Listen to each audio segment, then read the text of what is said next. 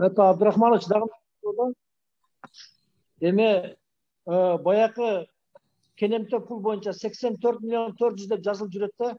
А бизде бул жерде үйдө күйгөндө минимум 2 миллионда бир үйчү, а так 5 миллион 6 миллионго чейин чыккан эмелер бар да ушер. Ал 140 үй анан плюс бул жерде баягы тонолгон үйлөр кошулуп тур да, то есть жоголгон мал сал жана башка. Ал муну бөлүп келсе, по-моему, 100 миңден эле тийип калат, или 50 миңден тийип калат да мен эмем боюнчачы. А бул дагы кийин мындан маселе чыкпайбы башка? Азыр биз 80 миллион деп аз экен, бага кече айтышты 123 же 132 миллион тегерегинде экен депчи. Биз ошол сумманы дагы указать этип коюп атабыз, 80 эмес, 132 деп, 132 беле 123 базы тактайын. Но биз полностью кирсин деп атабыз да, бир эле 80 миллион эмес, толугу менен кирсин деп. Азыр балдар такташат, ошол сумманы киргизип коебуз. 80 эмес, 123.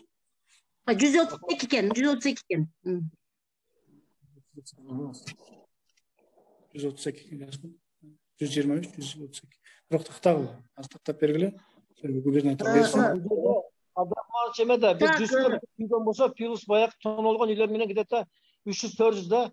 А айтып атпайм, бир үйдү минимальный 2 миллион 3 миллион, это минимальный. Ошондо где-то 400-500 болуп кетиш керек да миллион. А бул жерде все равно аз да. Эми комиссия карайт, анан биздин да мына интербилимде эле жардам берсе керек бул жактан. Алар мына өздөрү айтып атат 132 депчи. Аны мен айта албайм. Мамлекеттин комиссиясы өзү чыгарган баа да. Аны өзлөрүнөн чыгарган баа, өзлөрүнүн чыгарган баасын эле төлөп берсин деп атабыз.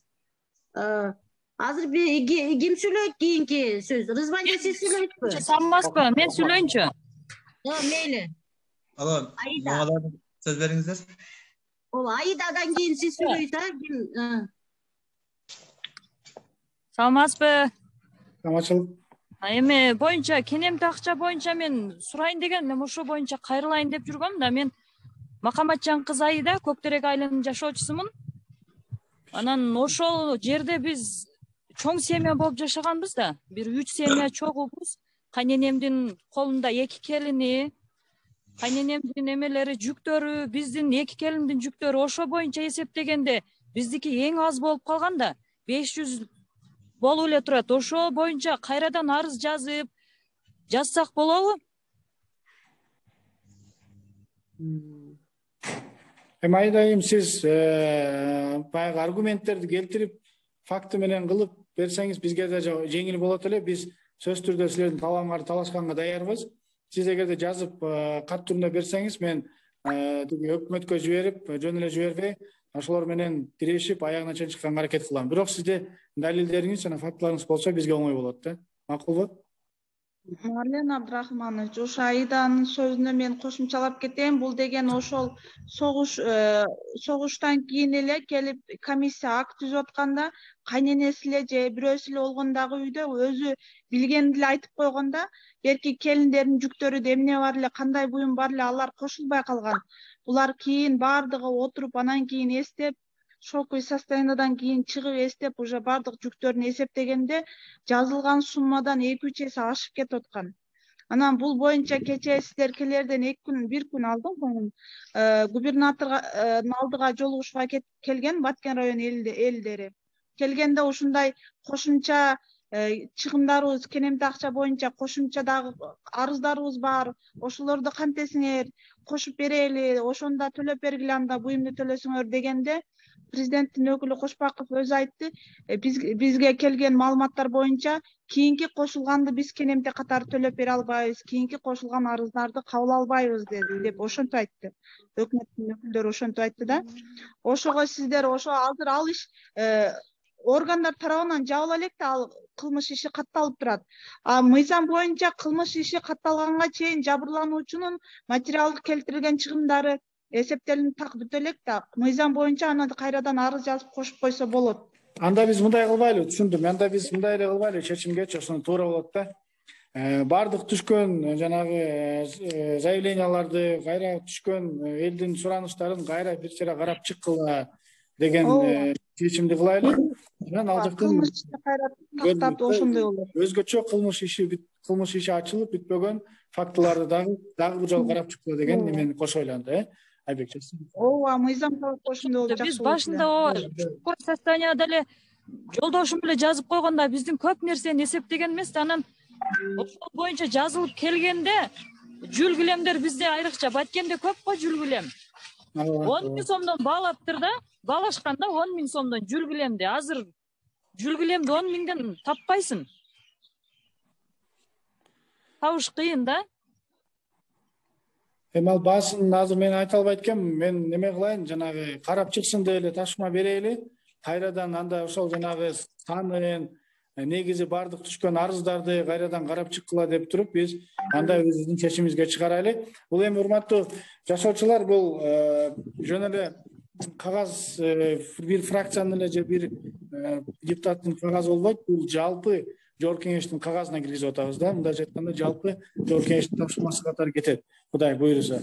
Ошого сиздер азыр айткан нерсени ушундай формировка менен киргизип арыздарды кайра карап чыксын, жана кайрадан дагы бир эсептеп чыксын депчи биз тапшырманы берейли. Кайра карап чыксын. Андан кийин кандай болот? Ал жагынан кийин дагы көрө жатабыз.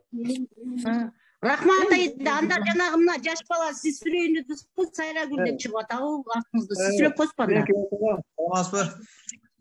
Гүлкак эже, Мелан Абдрахманович, саламатсыздарбы, тынчтар? Мен Максат айылынын тургуну болом, Лейлек районунан. Мен берейин деген суроом сөйт. Так. Азыр могу ушерп боюнча. Жанагы могу Баткенчи киши айткандай 84 миллион бөлүнүптүр дейби. Кандай болот бул жалпысыга бөлгөндө эч канчадан тийбейт экен. Азыр могу түрктөр куруп берген үйдө отурабыз. Үйдөн башка эч нерсе жок да. Азыр жумушсуздук күч алган убак, карызга батып, карызды не кылып жоюп атабыз, кредит алып төлөп жоюп отурабыз. Азыр сиздер мамлекет тараптан канчалык ушерп төлөнөт эмне билбейбиз эле. Бирок кредитти жапсак ошол менен баягы эле көчөдө калабыз да дагы кайрачы. Ошого могу жабыркаган айылдын кыскасы жабыркаган немелерди, чыгымдарды толук түрдө төлөй беришин айласын эме кылсак болобу? Ошондо биз могу Максат айылынан трактор урдаткан бала мен болом. Тракторумда азыр 200 миңденби, канчадан да 180 миңденби туура келет экен деп ушак сөздөрдү угуп отурам. Өзүнчө кызыгып болот. Жөнүңүздү толук айтып койсо. Мен атым Алмаз, фамилиям Эшимбетов, Абдрахманович. Тракторумда ала албайм, мамлекеттен. Бул боюнча компенсациялар негизинен алынбай турбайбы? Бир бөлүгү алынып, калган бөлүгү алынбай турганга байланыштуу жана биз 1-мартка чейин толугу менен бериле турган болду. Анан жанагы ал боюнча жана айтып кеткендей өзгөчө дагы тапшырмаларды берели, кайрадан карап чыккыла, кайрадан эсептеп чыккыла депчи. Ал эми негизи эле ушул бойдон калып калабыз. Дагы кандай болот деген чоң маселеге ага баягы мыйзам кабыл албадык. Биз бирден бир ошол мыйзамдын дагы аткарылышын карап келдик да. Мына атайын Баткен статусу боюнча мыйзамды кабыл алдык. Ал мыйзам боюнча 500 миллион сом жылына Баткен областынан берилип турат да. Мына ошол кайсы жакка кетет, кайсыл жакка жумшалат, кандай проекттер ачылат, кандай жумуш орундар түзүлөт деген маселени биринчи койдук. Ошол губернаторубуз ошол жерден доклад кылды. Толугу менен ошол Баткен областын өнүктүрө турган Азыр мындайда кичи ишканаларды ачабыз деп беречени бере алган жок да. Биз ошол жерде дароо эле айттык. Минэкономикага жана Минфинден дагы эришип келген элек ошол немелерди, сотрудниктерди. Аларга болгон проектиңерди бергиле.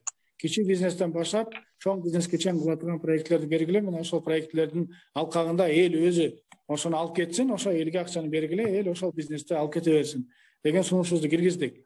Жөн эле 500 миллион аракка кетип же жок болуп кетпесин. Бирок жумушту түзүлө турган бизнес проекттерди ошол жерден балдар ичинен, ошол жактын жергиликтүү биздин бизнесмендер балдар алсын деп сунушубузду берип кеттик. Анан жанагы компенсация боюнча, көбөйүш боюнча аны бай айттым го, Кудай буйрса төлөнөт, калганын көбөйтө турганын дагы бул жолу комиссия текшерип чыгат. Сапаты боюнча түрктөр бузулду, сапаты жакшы эмес экен, тиягы бул жагы бузулуп атат экен деген элдин эмесин катын алдык. Ал боюнча дагы комиссия түзүлсүн деп айттык. Баарысын дагы бир жолу карап чыксын дедик. Эми баягы бекер куруп бергендердин барып алып сен ушундай жаман курдуң деп айта албайбыз.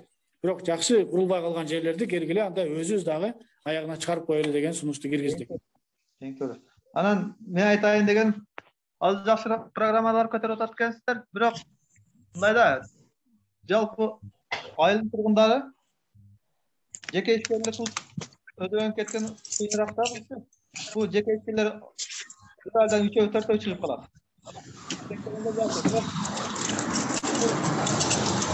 Бул бардыгы мал мүлк менен техника кылып өздөрүнчө чарба түзүп неме кылып атканда азыр ошо чарбаларынан да кол жууп калганбыз мындайча айтканда. Азыр сыртка чыгып иштегенге да мүмкүнчүлүк жок. Биз сыртка чыксак артыбыздан эле уже согуш баштала тургандай сезилет. Ошого биздин эмебизде ошо чыгашабызды толук түрдө төлөп берсе дагы биз эл өз алдынча эле мал мүлктөрүбүздү толуктап, техникаларды толуктап, анан парай салып, мындай тиричилигибизди улантсак деген ойдобуз да. Азыр бир 200 миңден бери тийип калат окшойт деп элдердин сөзү бар. Бирок 200 миңден бир 4 уй аласыңбы, албайсыңбы, ошону менен дагы эле куруп каласың. 4 уй менен айыл жерде семья баккан өтө кыйын, билесиздер. Ошону бир көтөрмөлөп ортого кайрадан салып, мүмкүн болсо тезирээк ишке ашырып берсеңиздер жакшы болот да. Себеби айта албайт экенмин, аны комиссия текшерет да. Бирок биз кайра текшерип чыксын деп тапшырма беребиз. Сиз айткан нерсе боюнча мен мындай деп айтмакмын да. Жана 500 миллион бөлүнүп атпайбы целом обласкачы. Сиз ошондой, сиз жаш экенсиз, башкаларга караганда кичине мындай креативныйраак болуп, бизнес проекттерди жазып, ошол 500 миллионду алганга аракет кылбайсызбы? Ошонун арасынан биз болсо чечимибизди мынтип чечип берип атабыз да. Элге бергиле, эл ошол жерден бизнес проекттерин берсин, элге ошол акчаны короткула депчи. Ошондо туура болот. Туурабы? Макул, рахмат сизге. Болбой калат да, бир өзүңүз бизнес план жазып, эгер бизнес пландан кичине кыйынчылык болуп атса, айтсаңыз биз жардам берели. Идеяңызды айтсаңыз, биз кагазга жакшынакай кылып жасатып, анан бергиңерди берели. Макул, рахмат сизге. Рахмат. Так, ким сүйлөйт эми? Гүлайым сизби? Менде суроо бар. Саламатсыздарбы? Гүлка кече кандайсыздар? Иштеп жатасыздарбы? Мен азыр кошулуп калдым. Алдыңгы кийинки суроо жоопторду билбей калдым. Азыр жумуштан келип эле кире калдым. Менин суроом мындайча, компенсацияны төлөп берет. Көмүлгөн, күйгөн, баарыга бирдей төлөнсө, анан баягы ушерп барбы, ушерпте жазылган баягы немелерибиздин суммасы башкача болуп атат да, ошону отдельно төлөп берет экен, ошону сурап билейин дегенмин да. Билемиз, жана айткандай, компенсация толук төлөнө элек экен, бирок 1-мартка чейин толук төлөнмөй болду, Кудай буйрса. Биз бүгүн дагы премьер-министр Акылбек Үсөнбекович менен мен жолукканда буну дагы бир жолу айтам. Тезирээк ушул 1-мартка чейин төлөгүлө деп. Ал эми аз жазылды, көбүрөөк жазылып калды, же туура эмес жазылып калды деген боюнча биз тапшырма берип атабыз, кайра эсептеп чыккыла, кайра карап чыккыла, дагы бир жолу депчи. Андан кийин экинчи чечимибиз кабыл болсун деп. Аны биз азыр мынча төлөгүлө, же бул жеке ишкерге, же жеке бир кишиге мынча төлөгүлө деп айта албайбыз да. Биз кайра чыккыла, кайра карап чыккыла деген тапшырманы берели. Анан ошонун алкагында кандай чыгат экен көрөйлү. Бирок 80 миллион эмес, мурдагында айтылгандай, 132 миллион тегерегиндеги компенсацияны полный төлөнсүн деп айтып атабыз. Рахмат. Анан экинчи суроом. Да. Экинчи суроомдон берип алайын, мүмкүн болсо уруксат бериңиздер. Экинчи суроом, биз алдыңкы күйгөн үйлөрдү камсыздандырганбыз да. Мына мындай суроо айттык, Гүлайымже. Аны айттык, уже сүйлөштүк. Аны айттык, Гүлайымже, мен мыйзамга өзгөртүү киргизип берем. Өзгөртүү киргизип, жакын арада, тез арада мыйзамга өзгөртүү киргизип, бардыгын эске алдырабыз. Андан сырткары негизи эле страховой компаниялар ошол жерде бизнес ачыла турган болсо, бизнестерди дагы милдеттүү түрдө страховка болсун деп атабыз. Эртең бүрсү күнү алар дагы коркпой, үрүкпөй бизнестерин ача тургандай шарт түзүп беришибиз керек. Элмира, колуңузду көтөрүп атасыңар. Силерге сөз.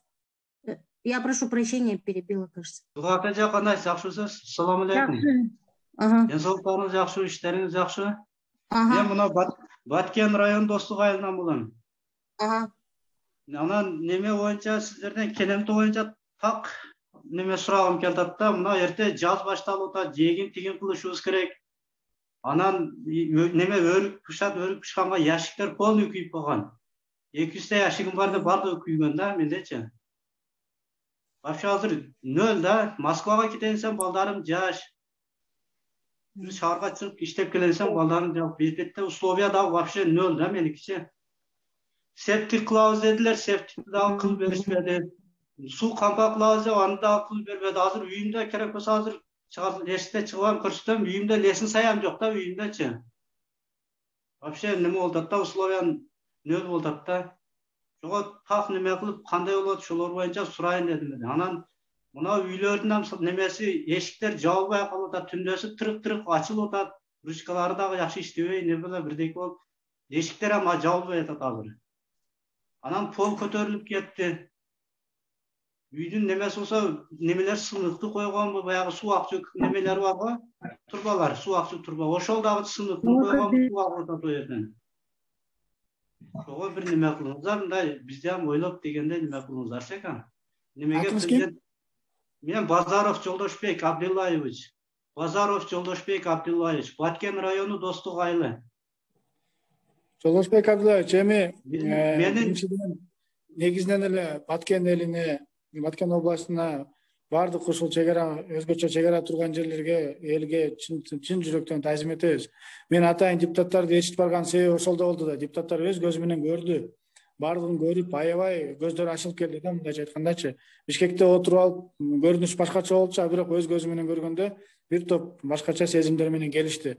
Айтайын дегеним, эми действительно өз көзү менен кыйын абалда жашап атканын көрүшүп, мен ойлойм, эми Баткен боюнча маселе көтөрүлгөндө бир дагы депутат башка сүйлөбөйт дагы, тынктебей толугу менен колдоп бере турган болгондой сезим менен келдик да. Эми жана сиз айткан бир топ маселе боюнча бизге келди, айтышты. Ошон үчүн биз кайра комиссия түзүлсүн, кайра текшерип чыксын деп атабыз.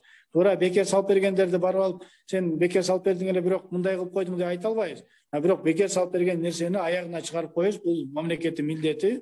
Ошондуктан биз Гостройго өзүнчө тапшырма бердик. Кайрадан бардыгын текшерип чыккыла деп. Курулган нерселердин шартка жооп бербей, сиз айткан лестница, септик, суу маселелерин аягына чейин чыккыла деген тапшырманы берип атабыз. Аны көзөмөлдөйбүз, аягына чыгабыз Кудай буйрса. Мына кече депутаттар келип, Лейлеге кетишти да, мына жерге бир да депутат келген жок да, ачыгын айтсамчы. Баткенди карабайт экен дагы эле прямо Лейлеге кетип атат да, Достук айылы мында бетте 10 та үй күйгөн, онун көкташ, көктеректерди ham неме кылып, анча караган жок да, прямо эле Лейлеге кетип атат. Баткенди мындай караган адам барбы өзү мындай. Кече неме кылып арыз жаздым президентке, арыз жазып немеге бердик, Булгак эже менен жөнөтүп неме кылдык. Эми ол жетпеди эми Кудайдан энди. Жеткен болсо окуйт эми жеткен. Жок, негизинен элек же Баткен эмес, негизинен эле Баткен областынын бардык жерлерин карай турган мыйзам атайын иштеп атат. Ошол мыйзамдын көзөмөлдөө негизинде бардык. Эми толук ар бир айылга кире алган жокпуз. Түнү жүрүп калдык жолдорчу тилекке каршы. Эми кийинкисине Кудай буйрса азыр жумасына 2 жол кыла турган болдук. Эми Кудай буйрса учуп келип 2 күн калып анан кайра уча турган болобуз. Дагы келебиз Кудай буйрса, дагы барабыз, бирок жөн барбайбыз. Мына чечимдерди кабыл алалы. Ушул чечимдердин жок дегенде бир экөсүн чечип туруп, анан барайлы. Мына буну жасадык, буну чечтик. Дагы кандай маселелер бар дегенге биз кээ бир адамдар ушерп таса башка границаны таштап кетет экен, мындай экен деген миш болуп атат да, биз андай кылбайбыз да. Биз границада карайбыз, турган жерди таштап кетпейбиз, мекенди коргойбуз. Эми ушунчалык неме кылгандан кийин неме кылыңыздар да, ака биз жам түшүнүңүздөр деген немедемин да. Кантип туулган жер таштап кетет, өзүбүздүн жерибизди, туулган жерибизди таштап кетет. Коргойбуз биз, уруш болсо уруш кылабыз. Рахмат. Неме ошондо ким сүйлөйт? Марттын аягы болуп калабы Кудай кааласа.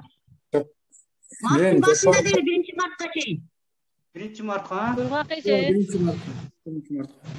Мен сүйлөйүн, Чапаров Айтмахан. Достук айылдан. Assalamu alaikum. Алейкум ассалам. Mirlan Abdurahmanovich. Men Batken rayonu Dostluq ayeldan bulan.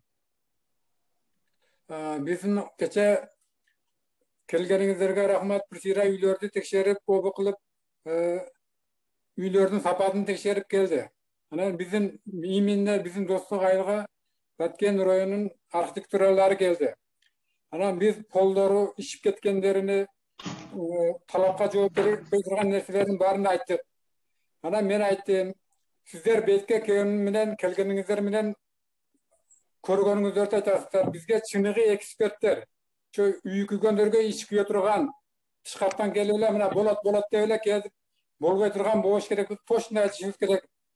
Экспert ошону жакшылап көзөмөлдөп Türk bordoşlar ошол өзү куруп берген шолордун эксперттерден келип чыныгы азыр бизде белде куруп койду, көз моюмачылыгы болуп атат, талапка жооп бербейт. Onu айтсаң, айткандын оғлы жаман, ыйлагандын көзү жаман дейт. Ошон үчүн мен сиздерге суранычым, эксперттерден азыр бул барып текшерет, биз бери көргөнүбүздү айтып, олорго коебуз, олар дагы келип текшерет деп атат. Анан ошого мен айтайын деген чыныгы талапка жооп бербегенин келип экспертизалап полный өздөрү көзү менен көрүп жаза тургандай боло турганын ачык айтып курула турган кирпичи менен үмөкүп бериш керек. Кече уруш болгондо Токташта ушул үйлөрдү о тешип кетти. Ол талапка жооп берет деген. Анан манагы берги отопление боюнча от өтүшү менен эле сразу муздайт. Аны бизге башыда эле ол 5-6 saat от өчкөндөн кийин кармайт деген жылуулук кармаган жери жок. Ошону дагы бир жеткизип айтып койсоңуздар. Анан дагы Kenemte boyunca menin özümdün MCS'in жазып кеткен ушерттери боюнча 3,5 milyon болду. Азыр Kenemte төлөп атат, мына үйлөргө чыгарып, бир айтат 2 milyon, бир айтат 2,5 milyon дейт. Ошонун тышкары үйдүн эмеректери полный ушерп болуп, ошону төлөйбүз деп атат. Эгерде 140 үйдүн бетте стоимосу бар да, мисалы чыныгы 2,5 milyon же 2 milyon 1 milyon 800 ming ошону так айтып чыгарып bizge айтса deyim. Bul mındak aytkanda түшүнүксүз болуп атат да. Азыр ушул неме боюнча бизге hiç içimiz чыкпай атат. Мен жеке өзүм için чыкпай атат. Ошону сиздер точно жеткизип, биздин талапка жооп бере турган үй кылып беришини олардан талап кылышыңызды суранам сизден. Эл үчүн кызмат кылганыңыздарга рахмат сиздерге дагы. Аксакал ошо сиз айткандай ушул үйлөр көйгөй экен. Жана үшүп калып атабыз. Такыр жылуулук кармабайт экен, же болбосо сал беребиз дегендер жөнөтүп берип атадылар. Чыныгы эксперттерди жөнөтсөңүздөр дейм да мен. Эже менде да суроо бар эле. Эксперттерден жакшы кесипкөйлөрдөн комиссия түзүлүп, кайра бир сыра карап чыгат.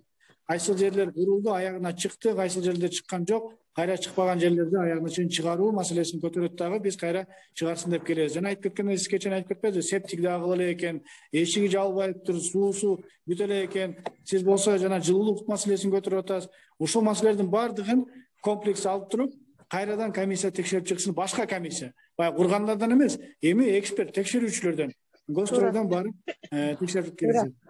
Аны тапшырма берем. Элге күйө турган эксперттер болуш керек дейм да. Элдин арасында менде бир суроо бар эле. Зура айтарым. Кандайсыздар? Жакшысыздар? Мен Рабиева Зура, мен да Достук айылынанмын.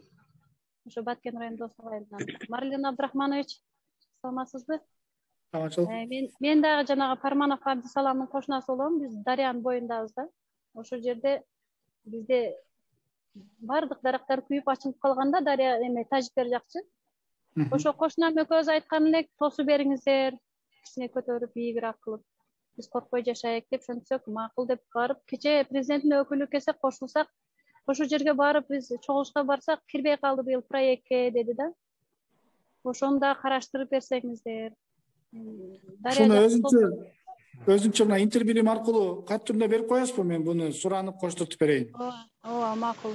Ошону тосуп берсеңиздер, биз коркпой жашайбыз да. Сен артыңызды көрүп. Сиз мага немеден сөзсүз тезирээк берип койсоңуз, убакыт кетип калбасын. Рахмат. Так, да кимде сөз бар? Ушу Гүлгак эже мен неме кылайын, ушундай дубал боюнча баягы биз жакта Максат айылындачы Касабал эже менен Айпердин үй жакадан дубал түшөт деген да. Ушул тажиктар тезирээк заявлениеңарды жазып берип бергиле немеге, өзүңөрдүн юристиңерге, Гүлбуракка. Макул. Биз азыр оригиналын кийин беребиз, а так азыр факс менен, WhatsApp менен мындай скан версиясын жөнөтүп коебуз. Курсанай, сиз айтайын деп атасызбы? Курсанайды канчы? Жанатан бери кире албайт.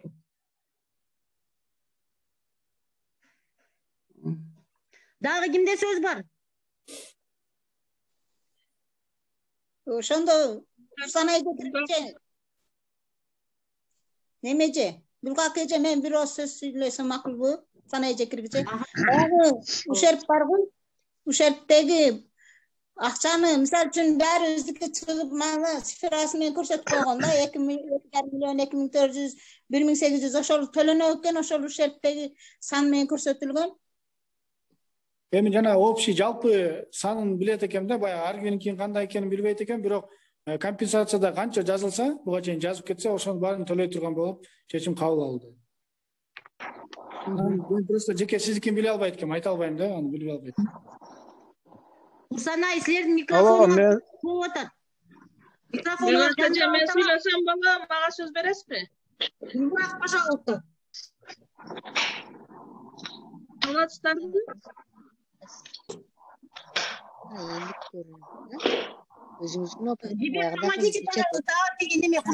Микрофон включать эткени. На WhatsApp позвоните ей. Гүлбурак, пожалуйста. Саламатсыздарбы? Мен Гүлбурак. Мен Гүлбурак Ибрагимова, Лелик районунун юристи болуп эмгектенип жатам азыр учурда. Угуп жатабы? Угат. Гүлбурак эже угуп атабыз. Бизде мындай Максат айылынан Баратов Марали деген киши кайрылды да. Мунун Хайдаров Айдарбек деген баласы бар. 21 октябрь күнү 2021 жыл. Баласын Тажикстанга алып кирип кеткен. Ушул маселеси бар бунун. Ошо баламды чыгарып бергиле деп бизге кайрылып атты да. Бунун соту болгон экен, ошол энеси Тажикстанда жашайт экен бул кишининчи Маралинин. Андан бери эч кандай дарек жок дейт. Биз байланыша албай атабыз балам менен деп. Ушуну өтүндө эле ушуну карап берсеңиздер. Анан бизде 8 киши деди, 8 киши. Кандай? 8 киши деп айтат элек, ошонун арасында барбы? Ошонун арасында бар. Бул боюнча бизде ошол Максат айылы аркада жашаган элдер, бизде айрыкча көп ошол Тажикстандан чыккан элдер да көп эле. Анан булардын туулгандыгы тууралуу көлүктөрү ошол Тажикстандан болгон. Дагы булар ошол үйлөрү тонолгондой күйгөндө булардын көлүктөрү күйүп кеткен. Азыркы учурда булардын паспорттору срок бүтүп калды. Паспорт алуу маселеси келип чыгып атат буларга. Ошол паспорт алуу маселесин дагы мага жазып бересизлер, мен аны башкача чечип берем. Ал маселе болбойт ал. Ал маселе болбойт. Анан гражданство алыш керек болуп атат. Ал вообще гражданство жокпу? Да. Гражданство эме, Тажикстан гражданствосы, бирок ЗАГС, баягы водительский право, ушулар бардыгы нике өкүлүктөрү, ушул баары Кыргызстандан алгандагы бир эле паспорт, Тажикстан паспорт болуп калган да.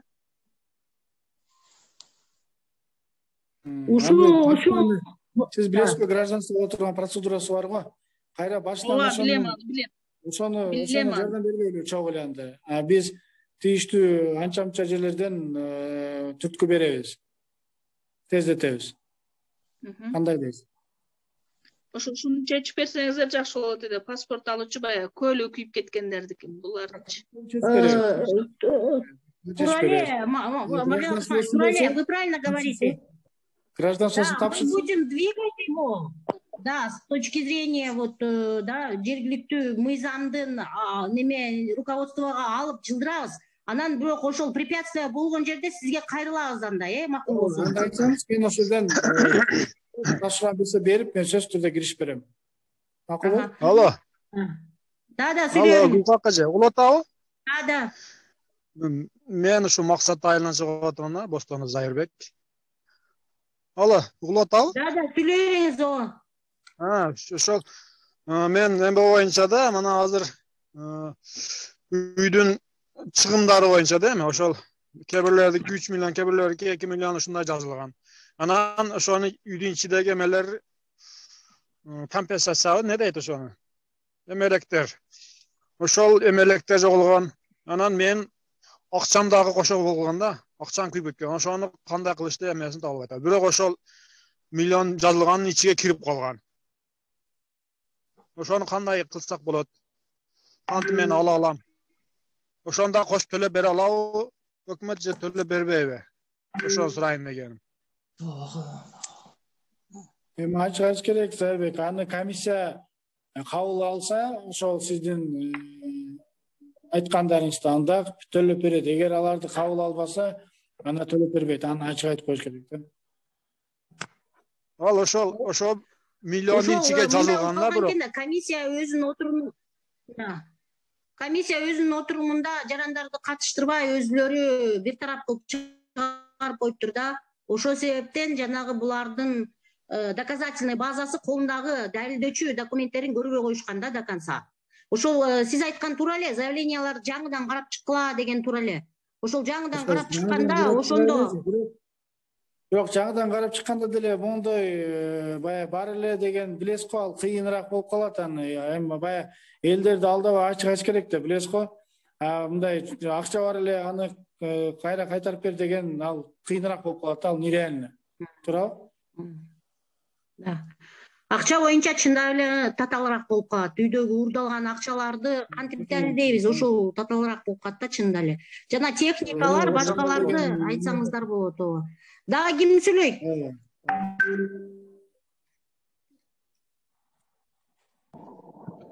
Гүлкак эже, уруксат берсеңиз мен сүйлөйүн. Да, говорите.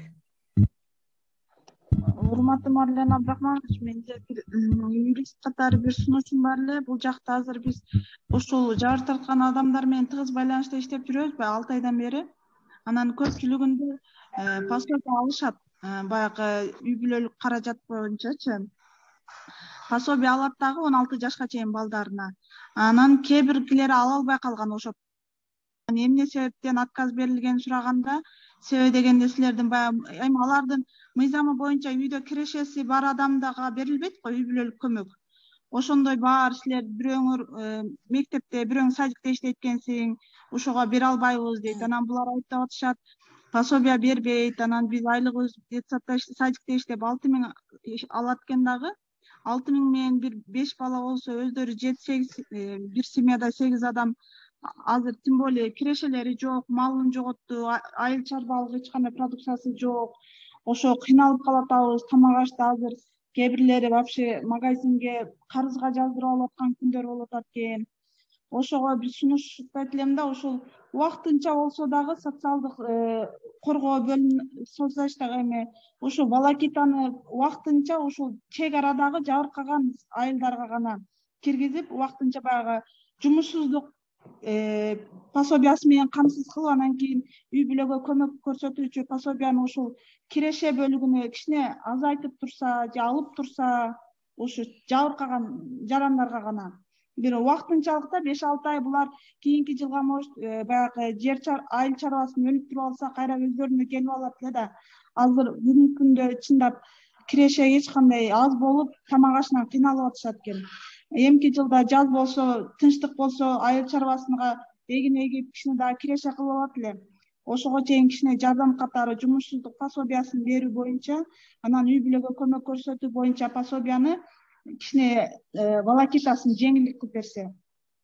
Ушундай сунуш киргизсеңиз болобу? Бул боюнча мен мына жакында эле өткөнкү жумада эле катуу маселе көтөрдүм. Анткени сиз айткандай өтө көп биздин жарандардан келип атат да, мисалы үйүңдө телевизоруң бар экен, үйүңдө холодильниктің бар экен деп эле списоктон чыгып коет экен. Же болбосо кичине акча берсең, мен ушулардын баарын жокко чыгарып коеюн, анан ала бересиң деген дагы анча коррупциялык схемалар бар экен да. Бул боюнча тилекке каршы толугу менен биздин энелерде маалымат жок экен. Мыйзамдын толук эмнелери болсо алат, эмнелери болбосо албайт деген дагы керек болсо маалыматтар жок экен да. Биз ушуну башынан карап чыгайлы деп атабыз. Биринчи кезекте азыркы талаптар, ошол коюлган талаптар азыркы учурга жооп бербей калды. Анткени кымбатчылык болуп кетти уже. Буну толугу менен карап чыгайлы деген азыр мыйзамды кайра жазып атам. Мен сиз айткан нерселерди эртең киргизе алам деп сөз бере албайм, бирок келиңиз мен карап чыгайынчы. Анткени толугу менен бул мыйзам жакшы иштебей атат да. Биринчиден элдерди алдап атат, ошол жерден жеринен, экинчиден иштейм, телевизору, холодильник болуп калса эле эмне бай кишиге кирип калабы эле, же болбосо жана машиненин деле жанагы жери болсо деле болду кирбей калат экен. Андай нерселер көп. Ошон үчүн индивидуальный подход керек деп ойлойм. Общий мен бир сөзүм бар эле да ушу боюнча. Индивидуальный подход менен карап, алло. Ошол азыр көп жарандар жумушсуз отурат да, ошо чек арада жабыркагандардын көбү жумушсуз калат. Ошолор өзгөртүп чыгайлы деп атабыз да. Критерияларды кайра карап чыгайлы деп атабыз. Кайра чыгып, мыйзамга өзгөртүү киргизели деп атабыз. Мен бир сөз айтып коеюн. Жардам катары ошол азыр мына Курсанайга сөз береличи, ана подключилась, азыр үзүлүп калат. Курсанай, пожалуйста. Сыздарбы, Zoom'нун катышуучулары. Мен Максат айылынын жашоочусумун, Лейлек районунда, ошо чек арада жашаймын. Жанагы компенсация акча тонолгондорго бөлүнгөн акчадан башкабы, же ошо тонолгондорго келген акча жалпыга компенсация болуп бөлүнөбү дейин дедим. Биринчи суроом ушул. Экинчиси жана башка болуп калды го, Бостонов Зайырбек кошулуп калды. Сүйлөөрүң угуп атасыз, угуп атат, сүйлөөрүң. Анан экинчи айтайын дегеним, мына иш чара боюнча сунушум бар эле. Мен мына жерге атайын ушу килемкана курдум эле, бүтпөй калды. Айылдагы отурган аялдарды өзүм менен кошулуп, иш менен камсыз кылып, кыргыздын кол өнөрчүлүгү боюнча алектенет элем. Килемдерди түрү менен, тагылар түрү менен токойт элем. Ошол ишим бүтпөй калды. Ушуга кичине жардам болсо жакшы болмок. Азыр видеодон көрсөтө аламбы? Мына жерде баштаганмын. Ушуну атайын килемкана деп ниет кылып курдум, бирок бүтүрө албай калдым. Буюрса ушуга кичине жардам болсо жакшы болмок деген сунушум бар. Курсанай эже, сиздин мына экинчи сунушуңуз аябай жакшы сунуш экен. Жана мен айтылгандай Баткен областына 500 миллион мыйзамга байланыштуу 500 миллион бөлүп атпайбы өкмөтчү. Ошондо губернатор айтты эле, жалаң гана ушул жакта өзүбүздүн ишкерлерге, өзүбүздүн жарандарыбызга беребиз, алардын бизнес проектин карап туруп беребиз деп. Сиз бизнес проектинде кат түрүндө жок дегенде, бизнес проект болсо да кат түрүндө берип койбойсузбу? Биз аркылуу дагы жиберели дагы сөз түргөзгө жанагы айтылган 500 миллион сомдон которулуп берсин. Ал эми жана үй компенсация боюнча, ал боюнча жана айтып кеттик, төлөмдөр буга чейин эсептелип чыккан нерселер төлөнөт. Дагы карап турган боюнча биз тапшырма берели, дагы бир сыра карап чыксын деп атабыз. Дагы мындай көп нерселер эске алынбай калыптыр. Комиссия дагы бир сыра айланып карап чыксын деп сунушубузду киргизип атабыз. Дагы бир айтайын деген айтсам майлыбы? Да, кыска айтасак. Мисалы үчүн баягы Тажикстандан чыкканымда көлүгүмдү мурда ошол жактан чыгып, анан жоготуп бергенмин. Азыркы убакта баягы паспортумду алмаштырыш үчүн, закисимди ажыраш үчүн баягы көлүк сурап атат да. Эч кандай көлүктүн илажы жок болуп атат алыштын. Тажикстанга барып, ошол көлүк алыштын жолу жок болуп атат да. Бул маселе кандай болот? Да, этот комментарий мен айттым азыр жана айттым мен сизге жардам беребиз деди Марлен Маматалиевич. Айдага сөз бериң Гүлбакыч. Айда сүйлөсүн. Ал нерселерди мындай. Да, ушул Тажикстандагы биздин элчиликке дагы жазсак болот да, ал нерсени. Анан кийин эгерде биз өзүбүз юристтер иштерди баштай беришет, эгерде токтоп калган болгон жерде депутаттарга кайрылабыз. Анда эмесе кечке кайталай берейин. Аида сүйлөйм деп атат. Аида, сизге сөз. Эми Марлен Абдрахманович, Zoom'дун катышуучулары, мен Өзüm сайдикте иштечүмүн, декретке чыкканмын, үйүм күйгөн.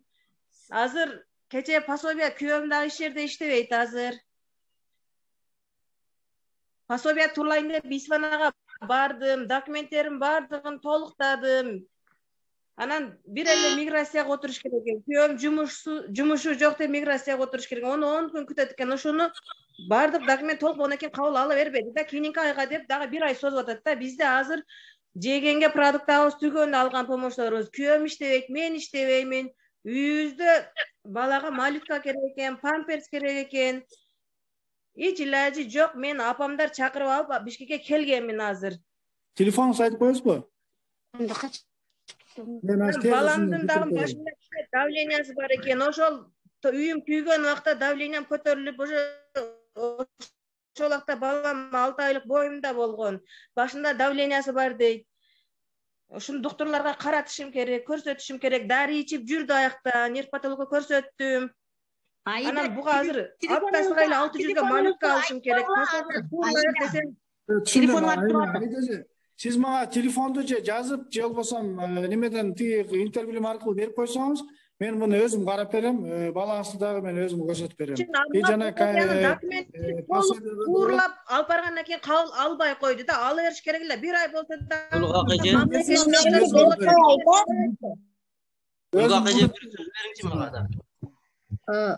Азыр мына Айдан сөзүн бүтүрүп коелу. Айда эркектерди жумуш менен камсыз кылса, үй бүлөсүн бакканганан олар о жерде туруп үй бүлөсүн таштап кеңир иштеп дагы келе албайт да. Биз кооптуу жерде турабыз максаттачы. Жаным, тегиден мага компенсация маселе боюнча сиздин жана документтериңизди тапшырыпсыз, аны бат кылып бергенге мен азыр өзүм кирешип берем. Экинчиден балаңызды эгер керек болсо бияка неметсеңиз, Бишкекте болсоңуз, Бишкектен дагы балаңызды бир шара карап бергенге дагы мүмкүнчүлүк түзүп беребиз. Бул эки жер. Анан жана общий жумуш боюнча, ал боюнча буга чейин айтып бердим го. Мен өзүм жумушка чыкканча алып турайын балам үчүн десем дагы кийинки айдан тапшырасыз деп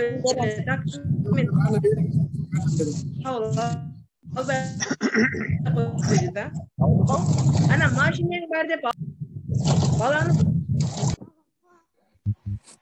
Айда түшүндүңүз да. Азыр ким Абдивали силер сурап атасыңарбы сөздү? Улгакыжы, мен Адылбек, мен бир Адылбек. Да, сүйлөөрүң. Мен Көктерек айылынын тургунумун. Атым Адылбек. Эми Гүлгакыжы мына депутаттыкка бир кайрылуу жасайын деп аттым да. Мындайга алганда баягы эмеден кийинки адамдар жашоону бир сыйра жоготуп койду. Баягы источник доходторуну эме кыла албай, кээ бири жерден эле качып жүрүшөт, жерин иштете албай, кээ бири автомобилдери күйдү. Ошого мына депутат агабыз бир эме комиссия эме кылып, персональный эле ар бир семьянын эмесини бир карап чыга албайбы экендер дейм да. Себеби акыркы жол келип сал жашыраак семьядагылар уже Россияга акча издеп кете башташты да. Ошону мына энебизге бир ушундай бир сунуш айтмакчы элем. Ар бир семьянын персональный доходу боюнча эмне иш кылып жүргөн, эмнеге жөндөмдүү деп ошолорду ошол жерде кармап калбасак, эми бул эмени тийгенде деле уже болбой калып атат, шаарга уже барып акча издешке туура келип атат да. Ар бир семьяны же келиндерди колунан жөндөмдүүлүк келген керек. Ушуга бир депутаттын бир кояк дедик эле. Алло. Булат абы? Сүйлөй бериңиз. Мен сизди түшүндүм, эң туура маселе айтып атасыз, туура ой пикир айттыңыз. Жөн эле Баткен элинин көп деле эмес экен, баардыгын персонально деле карап коюш бул биздин милдет деп ойлойм. Ошол жана пособие маселеси болобу, жумуш маселеси болобу, же ошол жана берилип аткан 500 миллион кредит маселеси болобу. Бирок ар бир үйдү карап чыкса деле туура карап чыкса болот да. Биз азыр жакшы сөздү айтып койдук, персонально депчи, мен азыр эле отуруп жардамчым айтып атам. Бул боюнча дагы өзүнчө бир тапшырма береличи. Персонально ар бир үй бүлөнү, ар бир ошол жакта жаранды, өзгөчө жана приграничный жактарды толугу менен анализ кылып, анан алкагында кредит берилсе берилет, жұмыс берилсе берилсин деп биз жардам. Кошумча түшүндүрмө берейин агай. Бирөө жерге иштечү, мына 2-3 жолу качып чыгып жүрүп, жер дале быйыл болбой калды. Бирөө такси кылчу, машиналары күйүп кеткен. Эми ушуларга персональный подход кыла албасаң, элдин өзү мен мындай иш кылат элем, мындай деп туруп, баягы эмени эптеп кетчүлөр дагы аз болуп атат да, баягы кредитный системадагы акчалардычы. Кичине бирөө жардам бериш керек болуп атат, көп үй бүлөй, акыры болбой Россияга барып, ошо жерде эми разнорабочий. Бул себеп анын эң оңой жолу да. Ошого кетип ататтар уже эми. Ушуну эми сактап калыш керек. Ушул жерде занят кылбасак кете берет. Бир чыккандан кийин адам келгиси келбей калат бул жерге. Коптуу жергечи. Туура, Адылбек агай, сиз айткандай эң туура маселени айтып атасыз. Биз дагы ошол бая айтып кеттим го. Депутаттарды ошо алып барганда көзү менен көрүп, көйгөйдү башы менен өткөзүп, анан экинчи бийлик боюнча маселе көтөрүлгөндө же Баткен боюнча маселе көтөрүлгөндө сыртка чыкпай ошол жерде эки кол менен колдой турган болуп келишти да. Ушул дух менен келди. Биринчиден ошол жерден баардыгы ыраазычылык билдирип кетти. Ушул чек арада кетип калса деле эмне болот эле?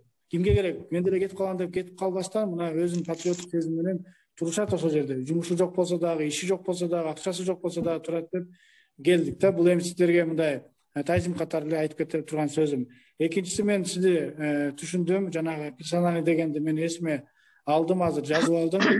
Биз токтомдо, жогорку кеңештин токтомунда кантип формулировкасын азыр айта албай атам сөзүн. Бирок жакшы жазып, ар бирин персонально текшерип чыксын, анан маалымат түзүп берсин деп айтылат. Анан ошонун алкагында гана акча берилсин, анан ошонун алкагында гана кредит берилсин деп жазып чыгабыз. Агай, дагы 1 минут кошула турган дагы бир маселе да. Эми кредит деп атабыз. Кредит, мына мисалы исламда ага дагы сөз берип коюңуздар. Катуу туткан адамга бул кредит вообще исламда поперечныйда 1% болсо дагычы. Суда, кредит эмес, суда. Кредит предлагать этат, биз 1% болсо дагы мисалы исламды катуу кармаган адамдар ала албайт да. Анан жеке пикирими айтып коеюн, мен өзүм дагы керек болсо мына ипотека деп берилип атпайбы? Ипотекага исламский принцип финансирования деп мен киргиздим. Кудай бурса, беркинде жакындарга дагы киргиздирип атам. Анан сиз айткандай суда алчы, суда. Проценти жок, суда берилет. Эми кече биз сиздерди өтө күттүк Баткенге барып алып, бирок тилекке каршы эми бул жолугушууга неме болбой калды. Сөз көп эле, мен дагы көп кармай берейин, башка участниктер дагы сүйлөшсүн. Азыр жумасын 2 жолу кылып атабыз да, ошо атайынчы. Кудай бурса, мына жумасын 2 жолу болуп калсын, 2 жолу болоору менен эле дагы жол келип сөзсүз түрдө жолуп кетебиз. Эми мунусунда мамлекеттик кызматкерлер менен эмес, сиздер менен түздөн түз ошо элибизге барып, элибизге жолуп келебиз. Анан жөн эле келбейбиз. Мына чечимдерди кабыл алып туруп, мен да бир сүйлөп коеюн. Билеки чечимди. Мен Абдрахманович, телефон номериңизди бере аласызбы бизге? Өтүнүч, Марлен Абдрахманович, телефон номериңизди берсеңиз, биз өзүбүздө анан убагыбыз аз болуп калды, сиз менен байланышсак деген ойдобуз. 990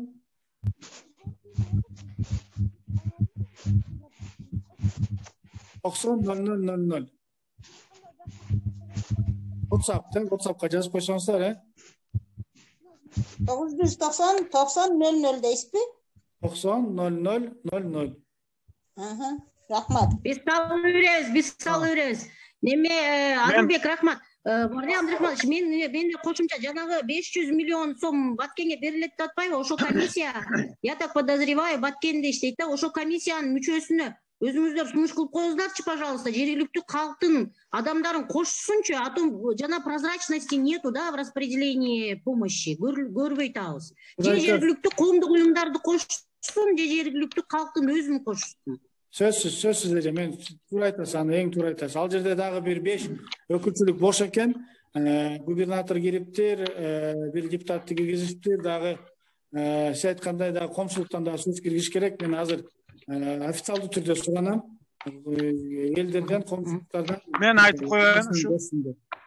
Мына биздин юристтерден киргизип койсоңуз болот, биз кат жолдойбуз атайын, Берип койсоңуз же, анда. Мен сразу жолдойм азыр.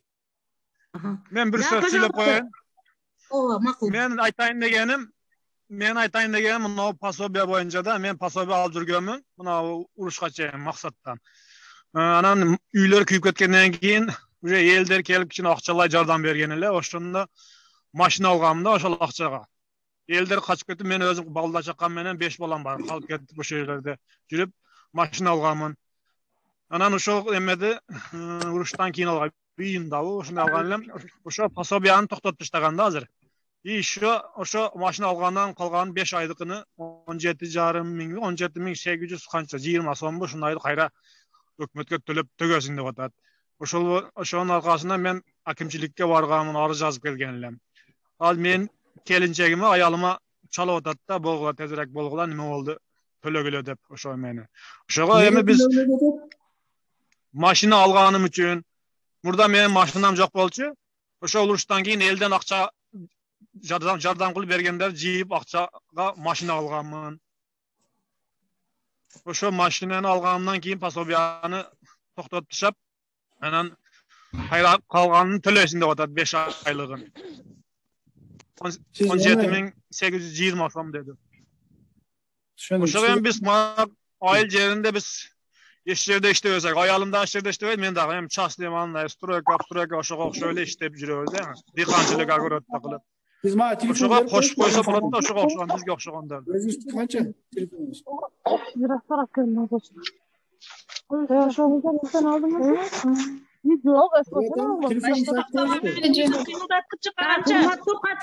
Урматтуу катышчулар, немеге микрофонуңарды өчүргүлө.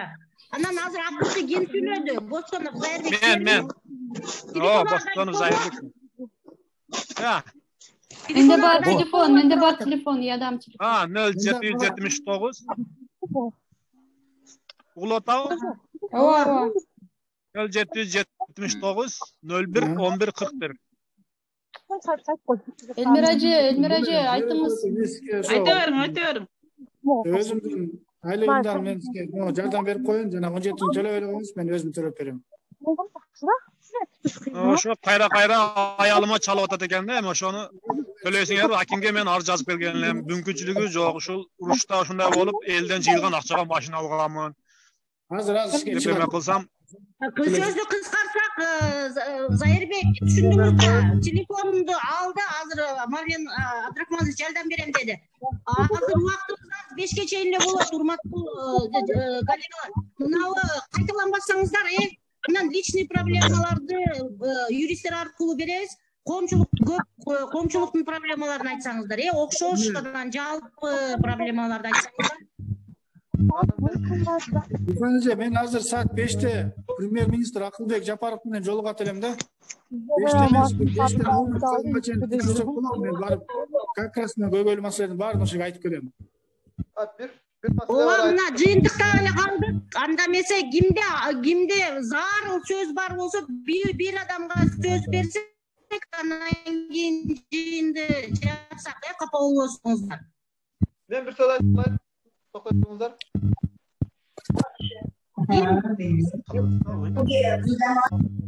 Ким мына сөзсүз айтышым керек бүгүн, айтпасам болбойт. Зарыл эле деген жаран болсо сүйлөңүздөр. Мен сүйлөйүн, Гүлкак эже. Ооба, макулдар мен айтсын. коргонумам эже ачык да, азыр коргонумам жабык эмес. Решетка иштеке жок, ачык коргон да. Коргонумам ачык. Анан телефон номерин берип коеюн дедим да. Айта бериңиз. Айтайым 0770 45 61 09. Базаров Жолдошбек Абдуллаевич. Сүйлөштүк, караса. Эже, мен да номеримди берейинчи, Марлен Абдрахмановичке. Сиз жана эме аркылуу бербейсиздерби? Мен айда, мен да номеримди байланышта кеңири байланыша берет Марлен Абдрахманович. Урматтуу жашоочулар, эми азыр убакыт келип калды. Азыр мына Zoom'да записьте болуп атат. Жеке маселелериңиздерди Марлен Абдрахмановичке помощниги бар, ошо аркылуу байланышасыздар. Өзү дагы телефон берди, өзү менен да байланышасыздар. Анда эмесе азыр жыйынды бүтүрө берсек, бүгүнкү маселе боюнча жалпы эле биз жанагы компенсацияны ошо ошо боюнча жооп алабыз дегенбиз, страховка боюнча жооп алабыз дегенбиз. Анан кийин жанагы Тажикстанда кармалган жарандар боюнча жооп алабыз дегенбиз. Анан жанагы предпринимательдерге жардам берип, көп эле суроолорго жооп алдык. Буйрсачы. Мен ойлойм, тандырагыбыз эле болду бүгүнкү жолугушуу. Сизге чоң рахмат. Өзүңүз кирип мына түзмө. Гүлкак эже дагы бир важный вопрос айтып коеюнчу шуну. Мардан Абдрахманович, кыскача, 1 мүнөттүн ичинде, кыскача, пожалуйста. Абдрахманович, мени уксаңыз эми жанагы үйлөрдү курганда мен үйүм, например, 221 квадрат чарчы метрле да, азыр 120 кур берди булар бизгечи. Анын ашыгын төлөп беребиз деген болчу, ошол тема деле баш токтоп калды да. Ошо боюнча мен сурасам, биздин үй 2 кишинин үйгө курулганда, апамдыкына меники болуп курулган. 2 үй кур бергиле десем, кур бербей койгон. Азыр ошону изилдеп келсем, Лейлек районунда 7 личный үй курулуптур. Ошол вопрос боюнча эми кыса изилдеп чыксак, бүт незаконно курулган үйлөр бар экен. 2ден үй, ошо башка айылдарга курулган үйлөр бар экен. Мардан Абдрахманович, ошол жөнүндө бир эме изилдеп карап берсеңиздер. Атыңыз ким? Гулгак эже, мен бир сүйлөсөм болобу, Гулгак эже? 771 22 88 90. Абдрахманович, ошол сизге айта турган жакшы информациялар байланышта болсок, постоянно мен сизге көп информацияны берем сизге. Мен дагы анан кийин бүтүрөбүз, пожалуйста, Абдывали. Милан Абдрахманович. Гүлгак, мен да бир сүйлөп коеюн дедим эле. Ассаламу алейкум, Милан Абдрахманович. Жетип атыптыр, Марьян Абдрахманович. Да, пожалуйста, Абдывали. Милан Абдрахманович. Кандай жакшыбыздар. Мен дагы жанагы аканын сөзүнө кошуп кетем да, жанагындай мафия болуп, мен үйүмдө чоң болгон, 12-16 үй болгон да. Чоң болгон үйүм, ошондо кичине үйлөр экинен салбагандар бар да максатта дагы. Ошого жакшы бир комиссия түзүп, кээ бир үйлөр мисалы жогору максатта главный жолдогу үйлөр жакшы салынган дагы, калган жогорурактагы үйлөр күйгөн үйлөр. Ептеп салынганда, бириге эшиги жеткен, бириге кыйшык эшик, ошондой эштер ошого комиссия түзүп, ошондойлорду бир караштырып берсеңиздер жакшы болот. Мисалы мен үйүмдагы бир эшигим жетпей, кыйшык эшик дагы салып койгон, мен үйүмдагы күйүп кеткен үйүм күйүп кеткен. Ар бир кээ бир үйлөрдүн краскасы ар түрлүү болуп калган, жетпей калган краска. Башка үйлөргө красканы 2 үй салып алгандарга краскасы жеткен дагы, калгандарга жеткен эмес да. Жарымы башка краска болуп калган. Доктор айтасың, түшүндүм. Ал боюнча жана өзүнчө дагы бир комиссия түзүлсүн деп айтып атабыз да. Өзүнчө комиссия түзүлүп карап чыгат.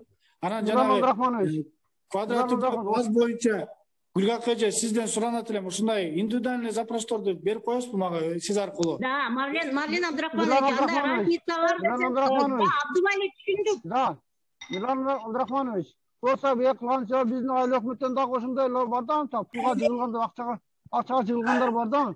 Ошондойлорду бир нормальный комиссия түзүп, ошондойлорду караштырып, акчасын алгандарды наказать этип кылып, ошондой бир жолу барбы ошондой кылганга? Биздин өзүнүн айылда дагы комиссия түзүлгөн, ошолордо акчага бузулганда, ошолордо боюнча суроо бар эле. Түшүндүм. Биздин айылда комиссия түзүлгөн, ошолордо дагы мисалы акча десе жанын өзүнүн башка жагынан берет ошол. Баткен эби азыр мен ошо 5те Акылбек менен Жапаровдон жолукмак элем да. Мен кечирим сурайм. Дагы айтылбай калган маселелер болсо, же жазылбай калган суроолор болуп калса, ошолордун баардыгын Гүлкак эже аркылуу берсеңиздер болот. Мен өзүм алам. Андан сырткары жана номеримди калтырып койдум, ошол WhatsApp номери. Кечинде только ачам да, кечин мындай сразу жооп бере албайм. Эгер мүмкүнчүлүк болсо, ошол жака же Гүлкак эже аркылуу кат түрүндө да кылып берсеңиздер, мен сөз буну артка калтырбайм. Аягына чейин чыгып иштеп берем, Кудай буйрса. Да, Марьян Абдрахманович, сизге чоң рахмат. Анда эмесе урматтуу жашоочулар, саламатта болуңуз. Рахмат. Рахмат, баарыңыздарга Алла разы болсун. Рахмат.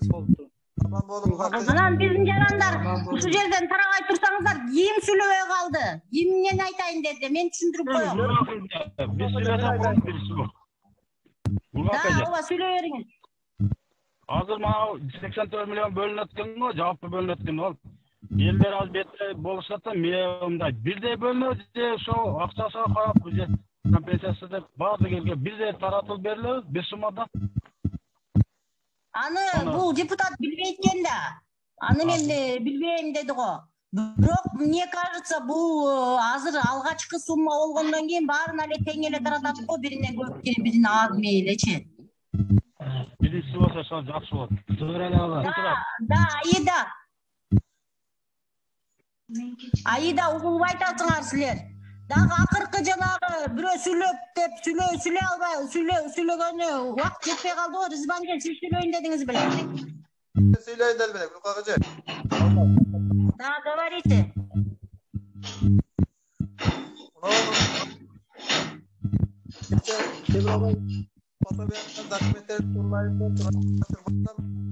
Жерде сөз болуп калды. Районда иштеген адамдар. Кешесиге карабай берилсин деген. Жакшы угулуп айтасыңар, аты жөнүңөр ким?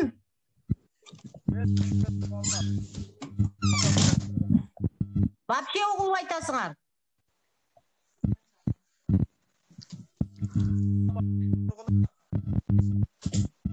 Ким угулуп атат? Айтып коесуздарбы? Угулбай атат. Эмичи? Эми жакшы угулду. Угулду болуңай сүйлөп. Районга барсам, райондан бир сөз угуп калдым да баягы. Пособие боюнча. Кешесиге карабай бардык. Угулбай. Семьяга пособие берилсин деп ошо чынбы же неме болду? Микрофонду жакыныраак кармасаңыз жакшы угулбай жатат. Болду керек. Кимина Редмиден чыгып атабы, Редмиден? Аты жөнүңүз менде бир суроо бар да. Алмаз Эшимбет деген. Гүлкак эже. Да. Мен мынау неме азыр архитектурага бары жазган эмесмин да, азыр тапшырып койсомун, бул өрө эртең 4-күнбү барганда. Ооба, аны жазып архитектурага тапшырбагыла, аны жазып биз гостройго беребиз. Эмнеге дегенде, бияктагы архитектура бербей коет, гостройгочу Бишкекке. Аны деген силер жазып туруп неме юристтерге берсеңер. Кимге? Ооба, Гүлбуракка. Өзүңөрдүн юристтериңерге берсеңер, юристтер спецпочтой салып берет аларга. Базаров Жолдошбек ака, сиз мага алып келип берсеңиз, мен өзүм жөнөтүп берем аны. Ал маселени карайм. Жеңиш деген юрист. Ошону неме кылайын анда, Жеңиш акага берейин анда, эртең 4-күн барам да, бул жазып бензинден кымбаттаган. Ооба, кайсы маалда болсо келиңиз. Мен постоянно сизди кабыл кылабыз. Каттарыңызды, карыздарыңызды алабыз. Аны нечкадан сүйлөшөбүз.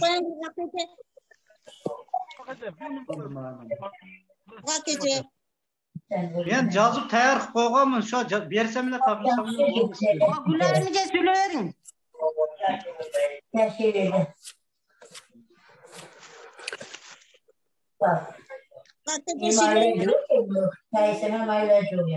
Ооба, Гүлайым эже сүйлөй бериң. Мени группа Алар айтып кетти го, анан кийин неме адамдарга экиден үй салган деп. Мисалы үчүн мага 2 үй салган, 2 үй күйгөн да, ошон үчүн 2 үй салган да, сарайым, ашканам, баягы баням салынбай калдычы. Эми мана 2 үй салынган, 2 үй күйгөн, 2 үй салган. Аны президенттин башында максатка келгенде айтып, биз суроо берген 2 үй салынат, 2 үй салынат деген. Максатта незаконный үй салганын билбейт экенмин, бирок мен 2 үй күйгөн үчүн 2 үй салган да.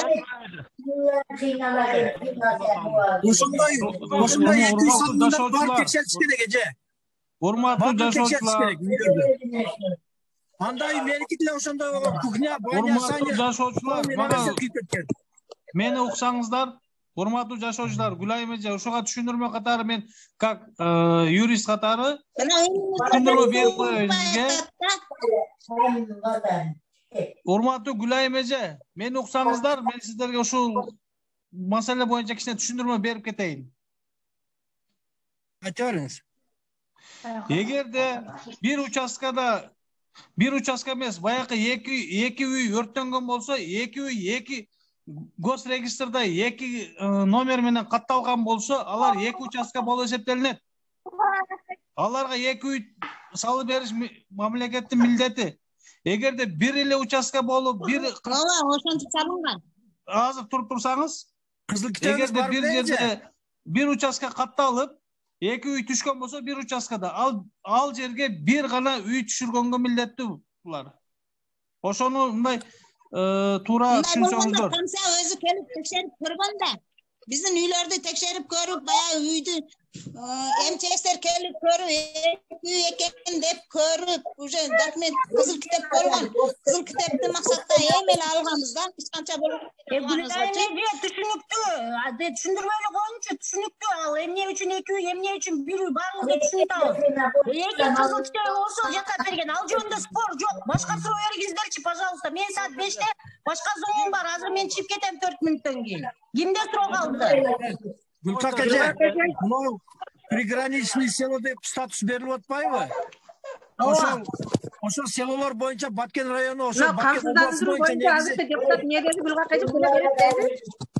62 Бирден сүйлөйбүз, туруп-туругула 62 пункт боюнча сүйлөшүп анан камсыздандырууну түшүндүрөм. Айта бериңиз 62 боюнча. Эме 62 айылга баягындай статус берилген да, баягы приграничный село деген.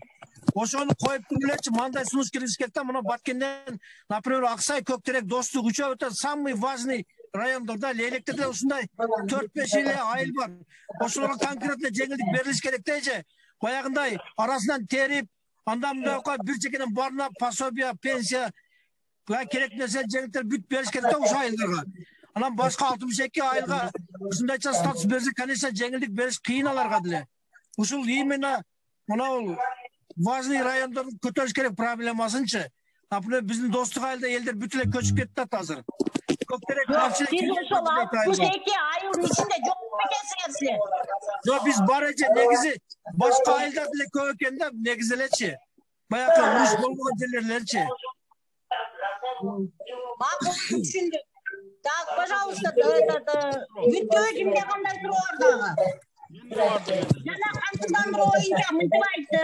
Мыйзамды өзгөртүүгө киргизип бергени аракет кылам, ага дагы сунуш кылгыла деди. Анын сунушту биз берип коебуз немеге, депутатка. Гүлкак эже, бир суроом бар. Мына азыркы салынган үйлөр боюнча эми сапаты жагы бар жогу условиялар жакшы, бирок суу боюнча да сыртынан кирпич айландырып береби жокпу, ошол ягын айттыбы жокпу? Аны айтты го. Мен деген комиссия текшерет азыр. Текшергенден кийин результатын карайбыз. Анан кийин результатын карап сунуш кылабыз. Бышыктатып жылытып бергиле деп айтабыз деди азыр.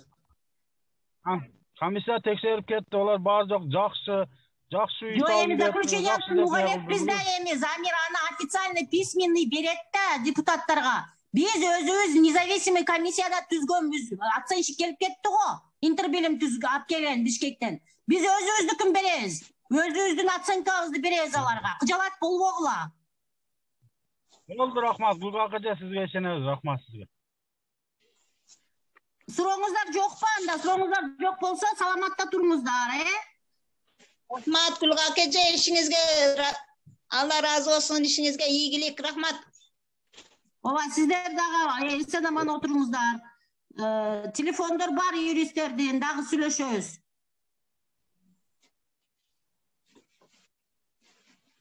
Рахмат Гүлкак эже.